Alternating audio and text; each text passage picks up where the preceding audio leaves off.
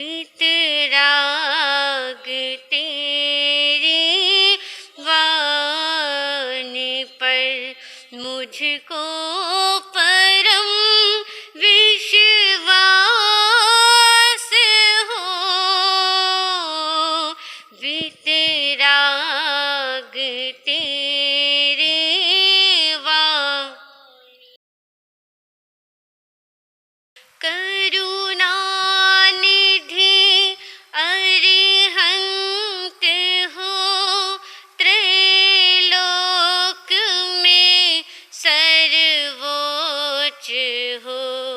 करुणा निधि अरिहंत हो, त्रैलोक में सर्वोच्च हो।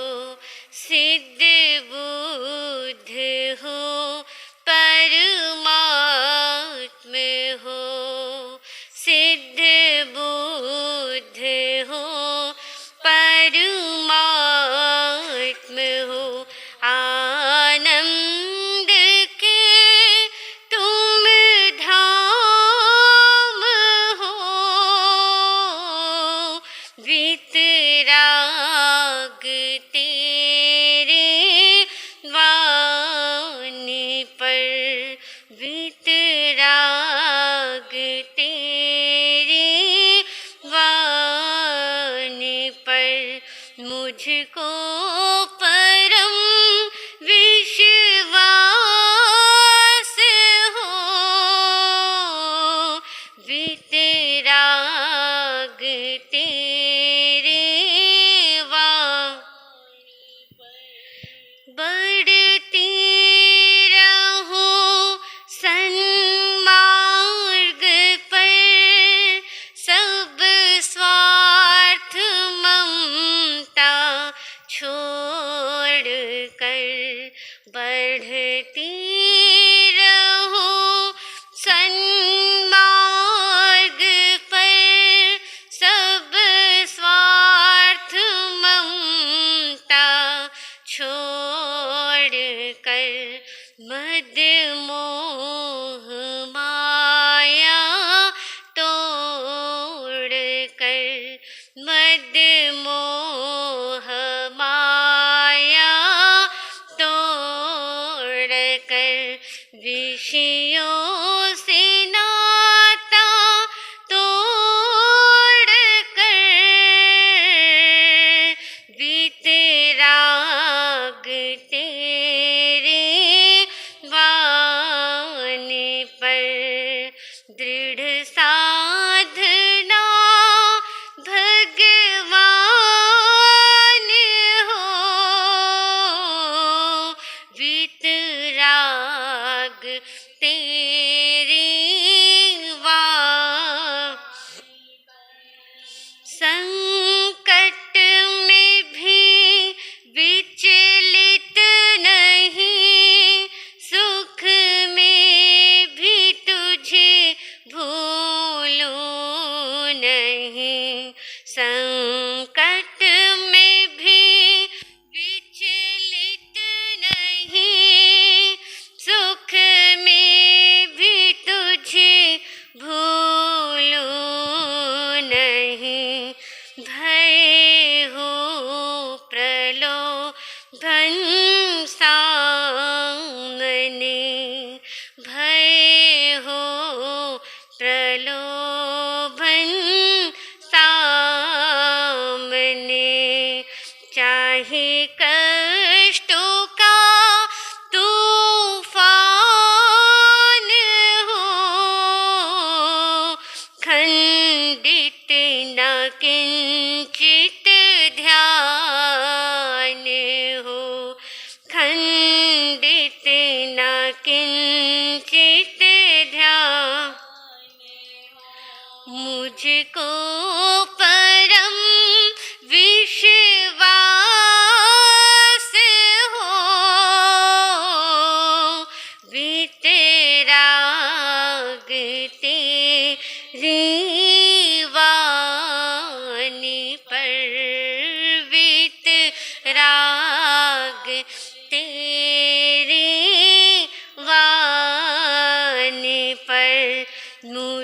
तुझको परम विश्वास हो, वीतराग तेरे वाणी पर। मंगल मुखे ठाम अहिंसा संजम तवो, देवा वेतन मंगसंती जैसे धमे सयामणो।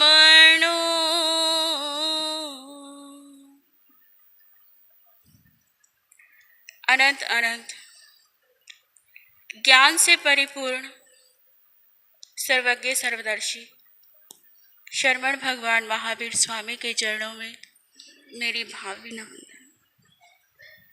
परम श्रद्धा परम आराध्या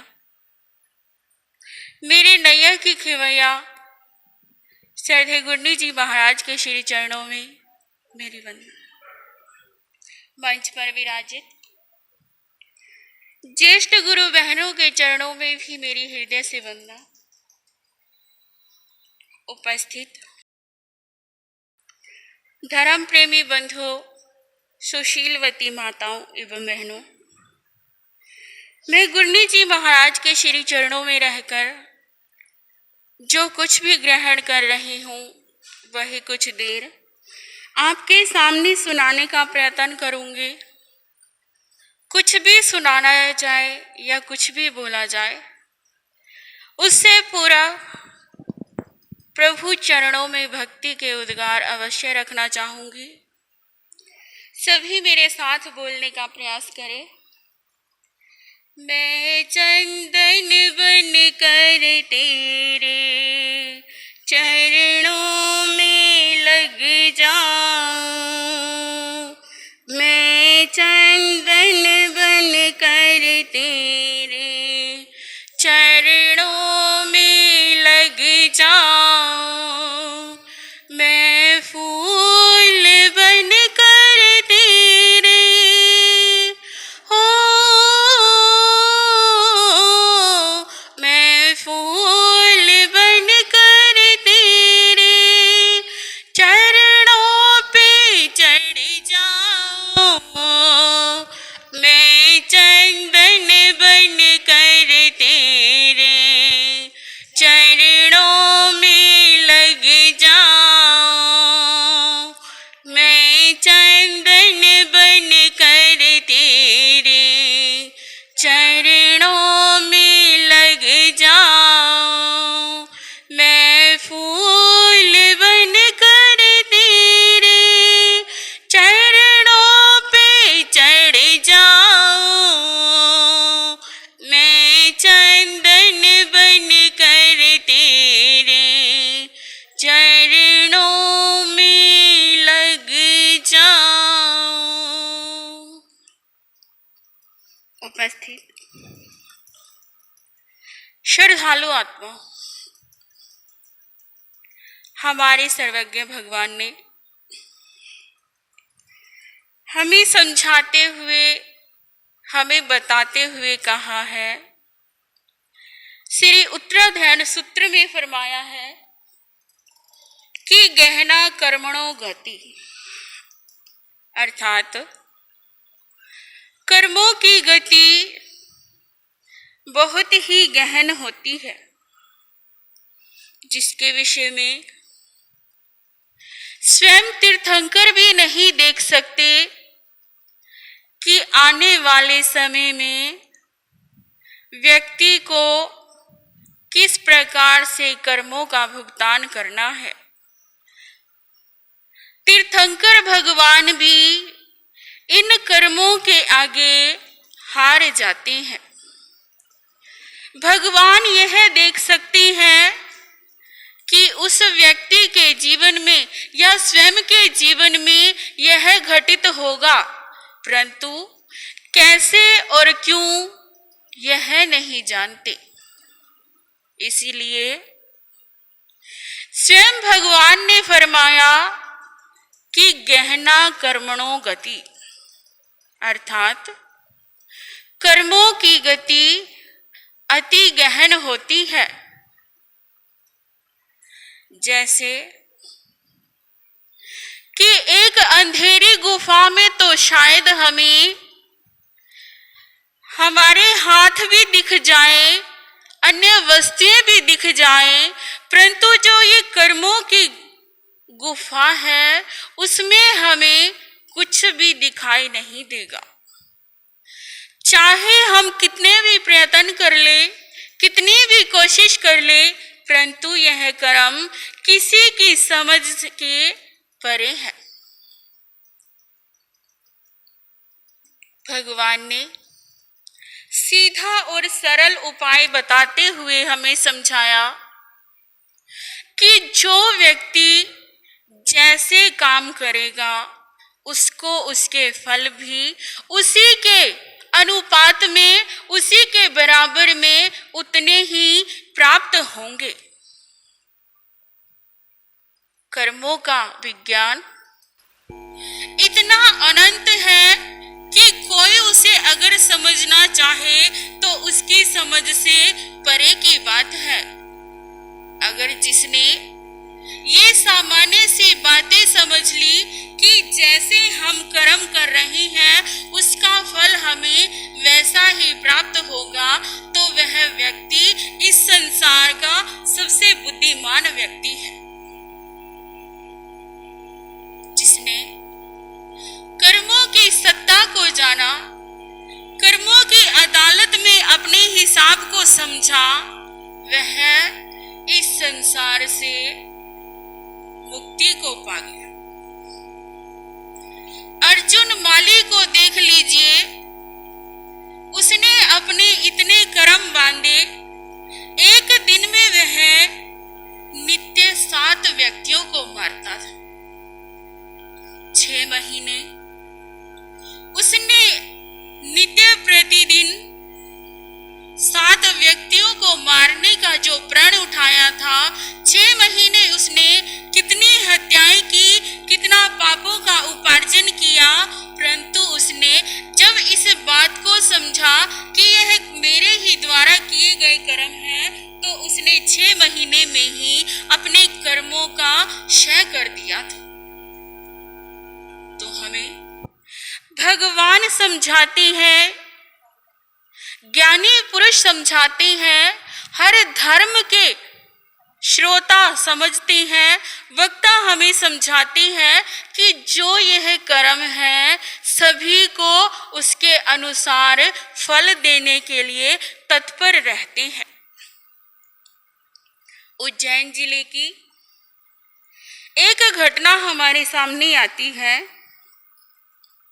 उस जिले में सांगाखेड़ा नाम का एक गांव था, जहां पर सभी व्यक्ति खेती का काम करते थे और अपने जीवन का गुजारा करते थे। उस गांव में सभी का खेती का ही कार्य था। अगर कोई जमींदार था तो कुछ व्यक्ति उसकी जमीन को जोतने में अपना समय व्यतीत करते थे, उनके यहाँ काम करके अपना गुजारा करते थे। इस प्रकार सभी खेती का कार्य करके अपने जीवन को यापन कर रहे हैं। उसी गांव में एक व्यक्ति अपने मालिक के आदेश से हल और जुआ लेकर खेत में जा रहा था। खेत में जाते हुए उसने रास्ते में एक पक्षी को देखा। देखकर मन में विचार आया कि मैं इसे पकड़कर अपने पास रख लेता हूं। जैसे ही ये मन में विचार आया तो उसने एक कंकर उठाई और उस पक्षी को जोर से दे मारी, जिसके कारण वह पक्षी वृक्ष से नीचे गिर जाता है। और उस व्यक्ति ने भागकर उस पक्षी को पकड़ लिया और अपने साथ खेत पर ले जाता है। अब वह सोचने लगा कि अगर मैंने इसे इसी तरह रख दिया तो यह कुछ समय के बाद स्वयं ही ठीक होकर उड़ जाएगा, तो मेरा प्रयास विफल हो जाएगा। ऐसा सोचकर उस व्यक्ति ने झाड़ियों से एक तीखा कांटा निकाला और निकालकर उसकी आंखों में चुभो दी। और जैसे ही उस पक्षी की आंखों में उस कांटे को चुभोया तो उस पक्षी की आंखों की रोशनी वहीं पर चली जाती है। रक्त की धारा बहने लगी, जिससे वह उड़ने में असमर्थ हो जाता है। अब वह किसान अपना कार्य करने लगा। खेत को जोतने का जो कार्य था वह करने लगा, परंतु उसके कर्म तो उसे प्रतिफल देने के लिए तत्पर खड़े थे कि कहते हैं कि भगवान के घर में देर हो सकती है परंतु अंधेर नहीं, परंतु उसके जीवन में तो उसको तत्काल फल देने के लिए कर्म खड़े हुए थे।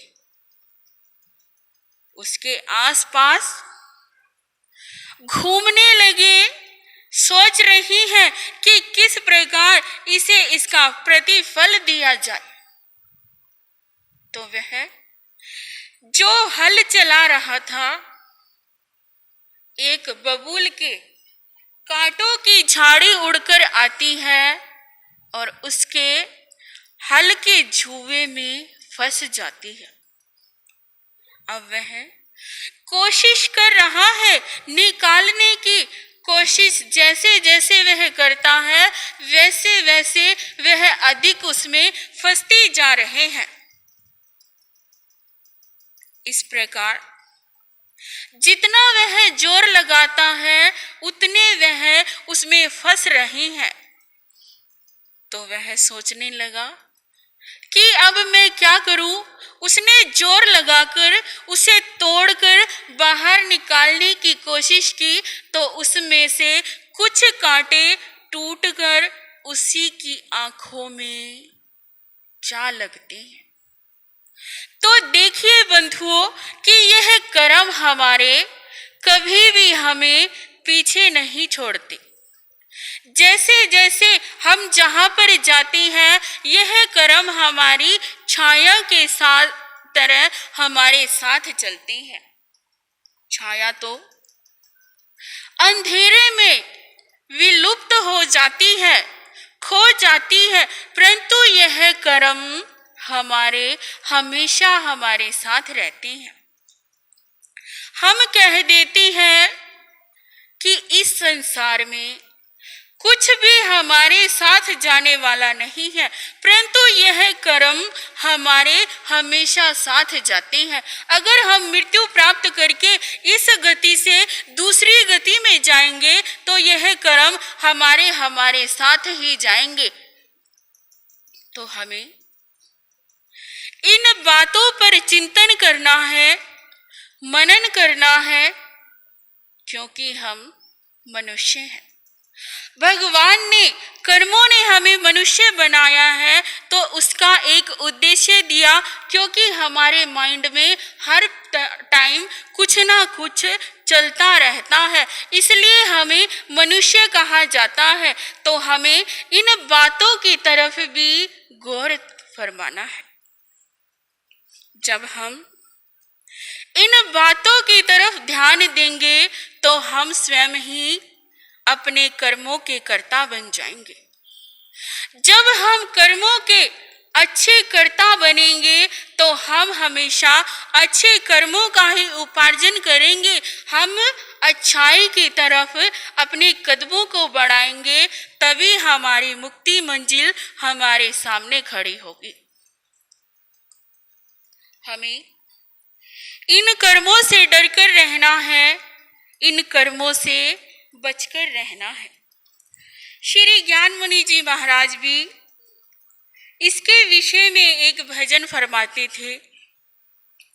डरते रहना जी कर्म गति है न्यारी, डरते रहना जी कर्म गति है न्यारी, वश ना चलता जी हार गई अवतारी, वश ना चलता जी हार गई अवतारी, डरती रहना जी कर्म गति है न्यारी, कर्म नहीं है सगा किसी का, चाहे हो तीर्थंकर,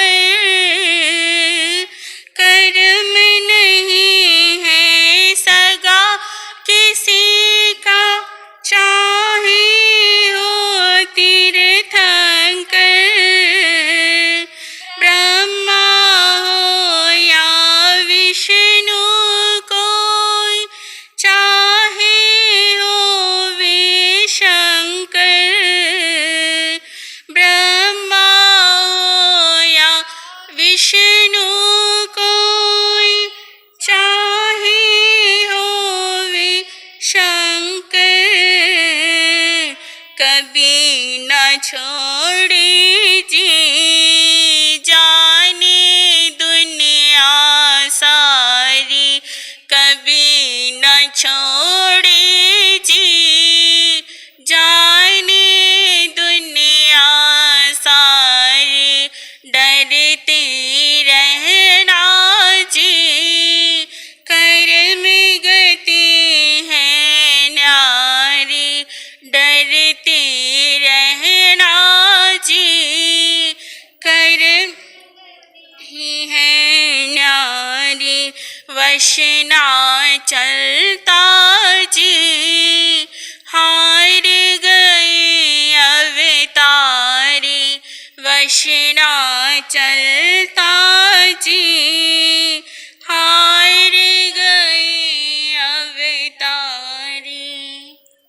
तो देखिए बंधु, श्री ज्ञान मुनि जी महाराज ने हमें समझाते हुए कितने सीधे और सरल शब्दों में हमें समझाया कि चाहे शंकर हो, ब्रह्मा हो या विष्णु, या चाहे तीर्थंकर हो, इन कर्मों से सभी हार जाते हैं।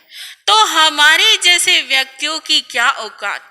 तो हमें शुभ कर्मों की तरफ अपना ध्यान रखना है, अशुभ कर्मों से पीछे हटना है। तो हम इन्हीं भावों के साथ विराम लेती हूँ। अब श्रद्धेय आराध्य श्री शिवाजी महाराज आपने विचार रखेंगे इन्हीं भावों के साथ। जय गुरुदेव, जय गुरुदेव। ज्ञानी महापुरुष फरमाते हैं, हमारे जीवन के अंदर भावना का बड़ा महत्व है। बिना भावना के इंसान को कुछ भी प्राप्त नहीं हो सकता। महावीर का मार्ग ध्यान का मार्ग है, महावीर का मार्ग साधना का मार्ग है, महावीर का मार्ग ध्यान का मार्ग है। हमारा दान पुण्य, हमारी सेवाएं तभी सफल हो सकती हैं जब हमारी भावना शुद्ध होगी। भावना शुद्ध नहीं है, चाहे आप लाखों का दान कर लो, वो दान किया ना किया एक बराबर हो जाएगा। अगर आपकी भावना पवित्र है, 1 रुपए का भी आप दान करोगे, वो दान भी आपका सफलीभूत हो जाएगा। लेकिन आज इंसान क्या करता है, अगर किसी ने थोड़ा सा भी दान देना है, उसके पीछे भी क्या चाहता है, कि समाज के अंदर मेरा नाम हो। जब तक सभा के अंदर उसका नाम ना बोला जाए तो उसे चैन नहीं पड़ती। हर किसी चीज पे उसका नाम आना चाहिए। सामने वाले व्यक्ति को, दूसरे व्यक्ति को पता होना चाहिए कि मैंने दान दिया है। लेकिन दान कैसा दो? एक हाथ से दो और दूसरे हाथ को पता भी ना चले। आज के इस समय में ऐसे व्यक्ति तो कोई एक आधा ही मिलेगा कि जिसने गुप्त रीति से दान दिया है। तो चाहे आप थोड़ा दे दो, वो चल जाएगा, लेकिन शोर मचा करके मत दो। अगर ऐसा करोगे तो वो आपका दान दिया हुआ सफल नहीं हो सकता। देना है, श्रद्धा के साथ देना है, भावना के साथ देना है, भक्ति के साथ देना है। अगर हम श्रद्धा के साथ देंगे, भावना के साथ देंगे तो हमारे जीवन का अवश्य ही कल्याण हो जाएगा। एक बहन जो कि घर पर एक बहू बनकर के आई, जो उसका ससुर है, सेठ जी हैं, वो बड़े ही कंजूस वृत्ति के थे। ना तो वो खुद खर्चा करते थे और ना ही दूसरे को करने देते थे, क्योंकि किसी किसी की क्या हो जाती है, ऐसी वृत्ति हो जाती है। एक संत जिनकी तपस्या का पारना है, अब वो बहू मन के अंदर भावना भा रही है कि मेरे दरवाजे पर कोई साधु संत महात्मा पधार जाए, पहले मैं उनके पात्रे में भोजन डालूं और बाद में मैं खुद करूं। भावना की बात है। वो संत पारना लेने के लिए नगरी में जा रहे हैं और घूमते घूमते उस बहन के घर पर पहुंच जाते हैं। वो बहन जिसने एक रोटी तो तवे पर रखी हुई थी, एक रोटी चूल्हे में रखी हुई थी और 2 रोटियां बना करके उसने डिब्बे में रखी हुई थी। संत चले जाते हैं रसोई घर के अंदर। अब वो बहन भावना भा रही है कि महाराज मेरे हाथों से ये 2 रोटियां ही ले लो। संत मना कर रहे हैं कि बहन हमें एक रोटी की ही आवश्यकता है, एक रोटी ही तुम हमारे को दे दो। लेकिन वो बहू भावना भा रही है और कह रही है कि गुरु महाराज आपके पात्रे खाली पड़े हैं, 2 रोटी तो कोई क्या नहीं है, 2 रोटी तो कोई ज्यादा नहीं है। ये सब जब वार्तालाप कर रहे हैं, कौन सुन रहा है? बोलो। अंदर बैठा हुआ वो सेठ सुन रहा है और कहने लगा कि अरे मेरी बहू का क्या हो गया? बोलो, देख लो, दिमाग खराब कर रहे हो संतों को, है? संतों के पात्रे में वो आहार डालने की भावना भा रही है। चलो आपके शब्दों में ही कह देते हैं। अब वो सेठ सोचने लगा कि संत मना कर रहे हैं और बहू मना करते करते संतों के पात्रे में 2 रोटियां डाल रही है। अरे जब संत को एक रोटी की जरूरत है तो एक ही क्यों नहीं दे देती? एक रोटी मेरी घर की ऐसे ही क्या हो जाएगी, बर्बाद हो जाए। अब बहू ने मना करते करते संत के पात्रे में वो 2 रोटियां डाल दी। संत ने आहार लिया और वो तो चले जाते हैं। सेठ को क्या आ गया? गुस्सा आ गया। ये गुस्सा तो इंसान की नाक पर हर समय ही धरा रहता है। आपकी हरियाणा की भाषा धरा रहता है। चाहे कोई बच्चा है, चाहे कोई जवान है, चाहे कोई वृद्ध है, चाहे कोई भाई है, चाहे कोई बहन है, हर किसी को ये गुस्सा आ ही जाता है, क्योंकि किसी में आज सहने की शक्ति नहीं रही है। सबकी वो पावर सहने की कम हो चुकी है। सेठ बाहर आया और कहने लगा कि बहू, आज तूने क्या किया? तूने मेरे घर की 2 रोटियों को बर्बाद कर दिया। क्या जरूरत थी तुझे संतों के पात्रे में 2 रोटी डालने की? जब संत मना कर रहे थे फिर तूने 2 रोटियां क्यों डाली? बहू सुन करके हैरान हो गई। ओहो, जो संत दीन दयाल हैं, दूसरों का भला उपकार करते हैं, साधना में अपना जीवन लगाते हैं, अगर उनके पात्रे में मैंने 2 रोटियां डाल दी, कोई मैंने गुनाह तो नहीं किया, लेकिन इनकी भावना कैसी है?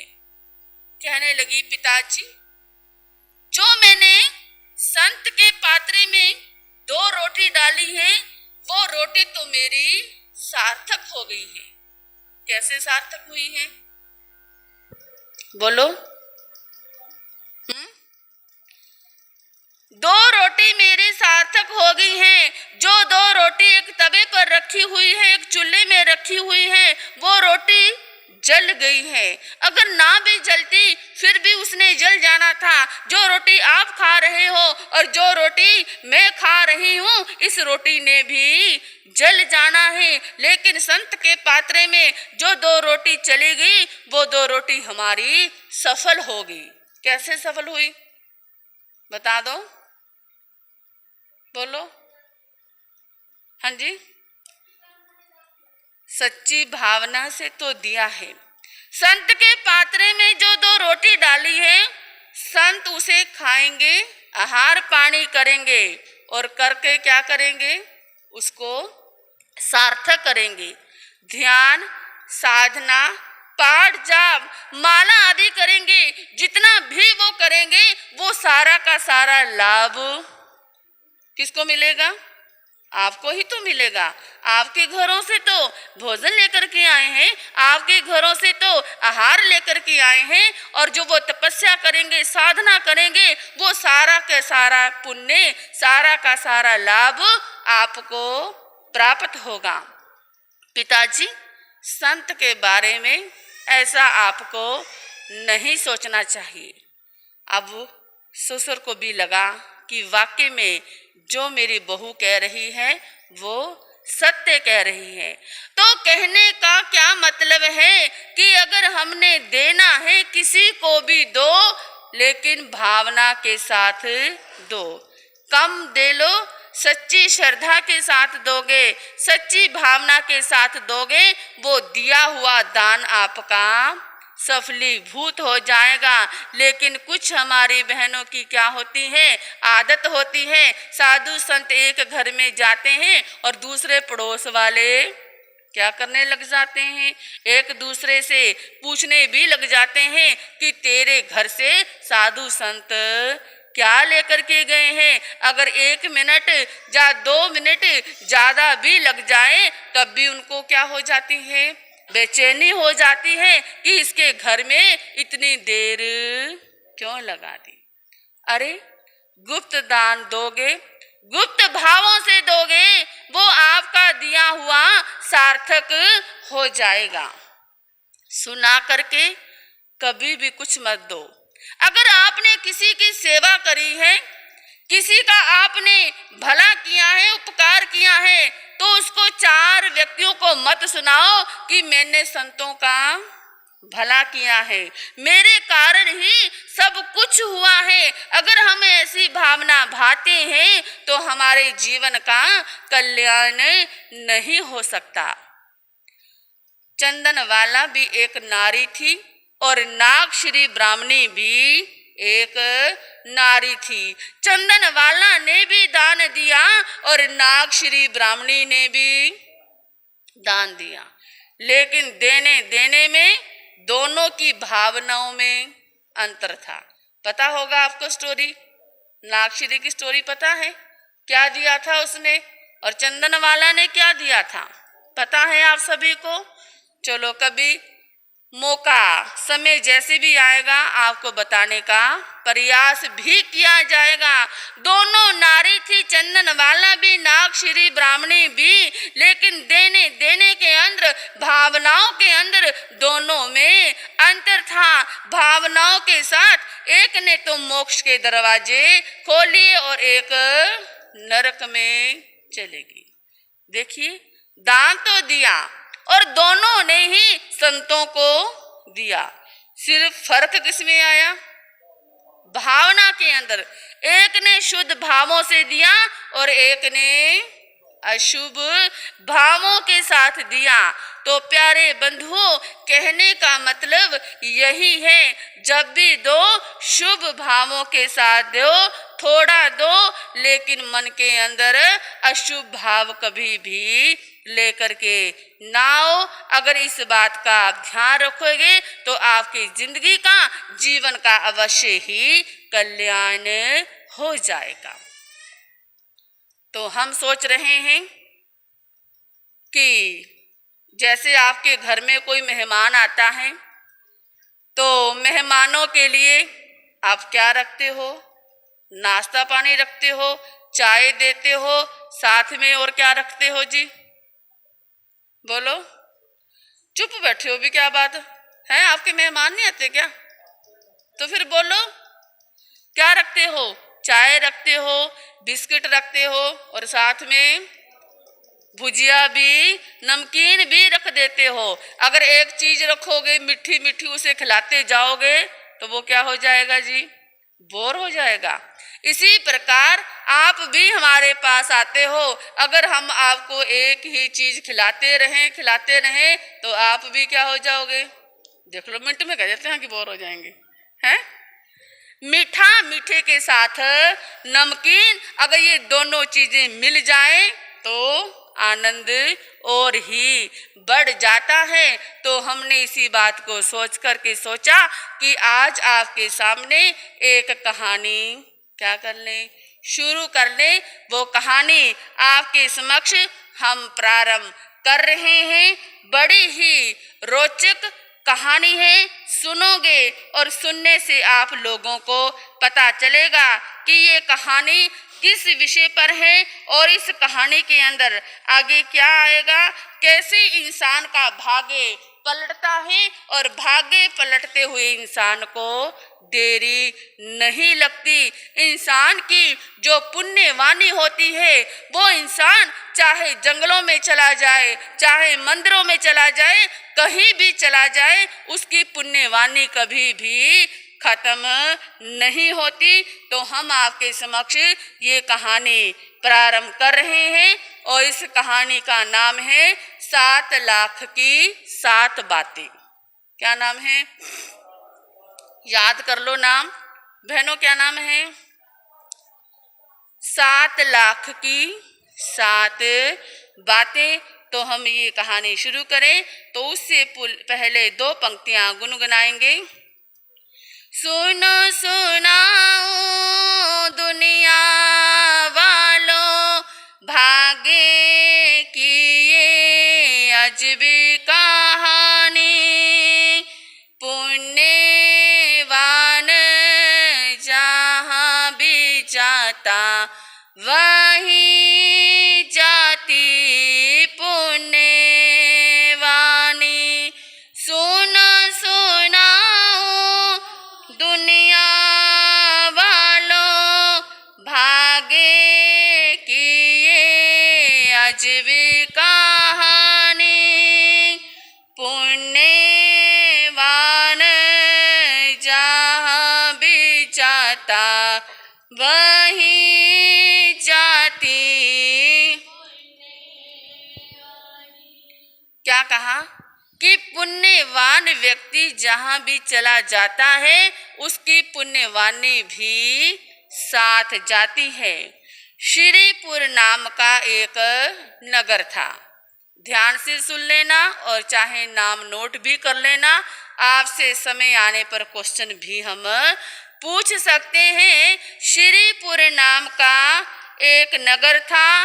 उस नगर के अंदर वैसे तो बहुत सारे लोग रहा करते थे, लेकिन जिनकी हम बात चला रहे हैं, विजय सेठ का क्या था, एक वहां पर नाम का सेठ रहा करता था और उसके श्री देवी नाम की एक रानी थी और उनके यहाँ एक राजकुमार जिसका नाम था विजय कुमार और एक कन्या थी। समय आने पर कन्या की शादी कर दी जाती है।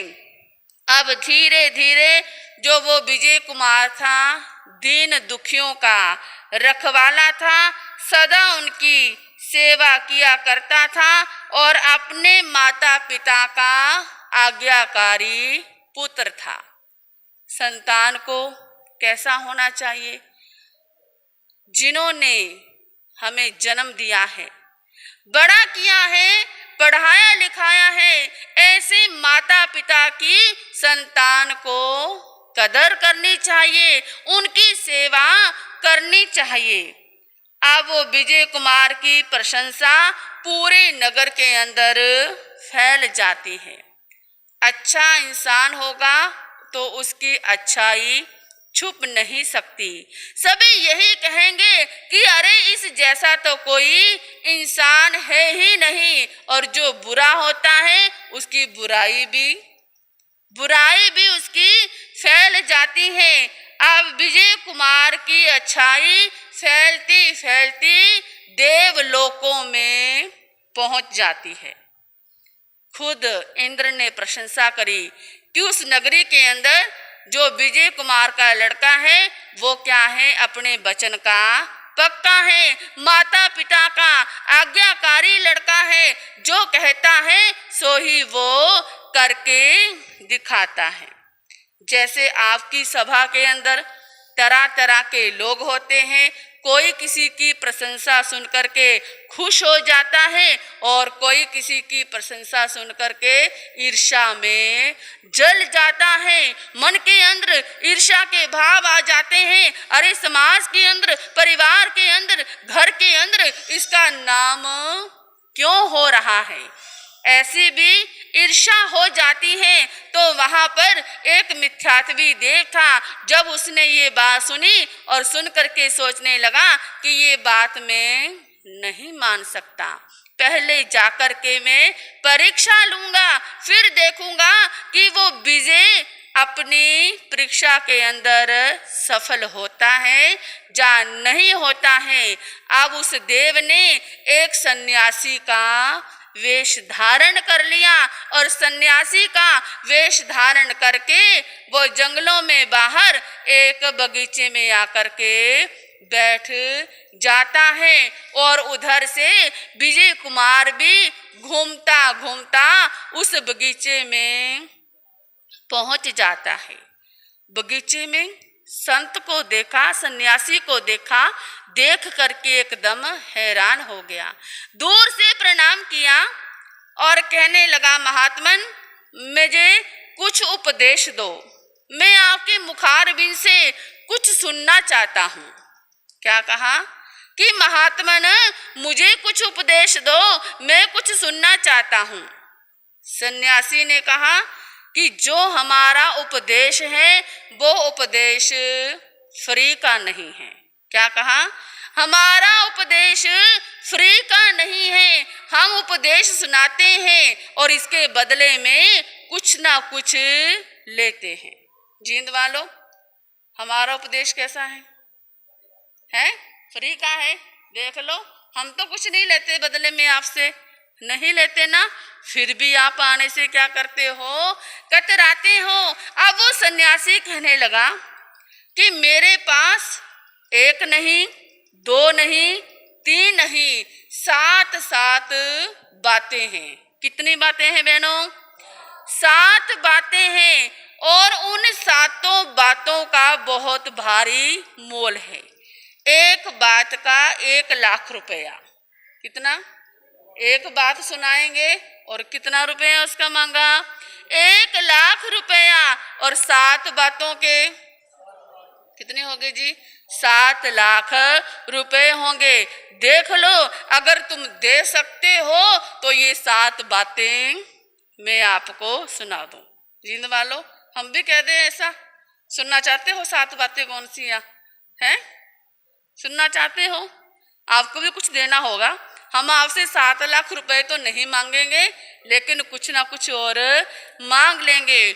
अब वो विजय कुमार सन्यासी के चरणों में बैठा है और वो 7 लाख बातें सुनने के लिए तैयार हैं कि जल्दी से महात्मा सन्यासी मुझे 7 बातें सुनाए और मैं सुनूं, देखूं कि वो 7 बातें आखिर है कौन सी जिसकी एक बात का 1,00,000 रुपया है। इतनी महंगी बात है। तो जींद वालों, घड़ी भी 9 बजा रही है। अब आप भी देखना कि वो 7 बातें कौन सी है। वो सन्यासी विजय कुमार को 7 बातें कौन सी बताएगा और वो 7 बातें हम आपको बताने का प्रयास करेंगे। आओगे समय पर, सुनोगे और सुनने से ही आपको पता चलेगा। बड़ी ही ये रोचक कहानी है, बड़ी ही अच्छी कहानी है कि किस प्रकार से इंसान का भाग्य कैसे पलट जाता है, इंसान की पुण्यवाणी कैसे कैसे इंसान के साथ जाती है। ये सब आपको सुनने से ही क्या होगा, पता चलेगा। अब सभी मिलकर के बोलेंगे, संकल्प हो हमारा इंसान हम बनेंगे। संकल्प हो हमारा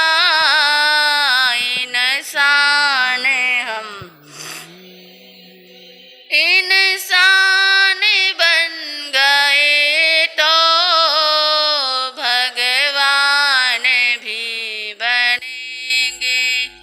इंसान बन गए तो भगवान भी बनेंगे। संकल्प हो हमारा इंसान हम बनेंगे। संकल्प हो हमारा इंसान हम बनेंगे। 5वें तीर्थंकर श्री सुमति नाथाय नमः, श्री सुमति नाथाय नमः। सभी ने एक ऐसी माला करनी है। और दूसरा त्याग, जब भी आप घर से बाहर जाओ या दुकान से कहीं भी जाओ तो 3 बार नवकार महामंत्र पढ़ करके आपने जाना है। ये छोटा सा नियम आपको कराया जाता है। हाथ जोड़े सभी गुरु के आगे से, भगवंतों के आगे से। आज के नियम का प्रत्येक अनाथ से मत्या पड़े काम त्याग बोसरा।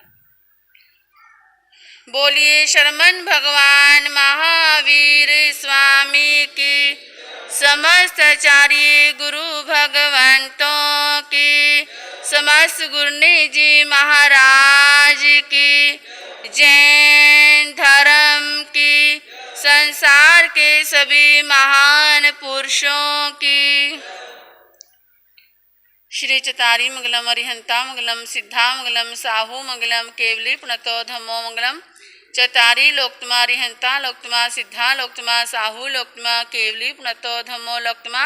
चतारी शरणं पवयामि, अरिहंते शरणं पवयामि, सिद्धे शरणं पवयामि, साहू शरणं पवयामि, केवली प्रणतो धम्मं शरणं पवयामि। अरिहंता जी का शरणा, सिद्धा जी का शरणा, साधा जी का शरणा, केवली रूपी ध्यान धर्म का शरणा।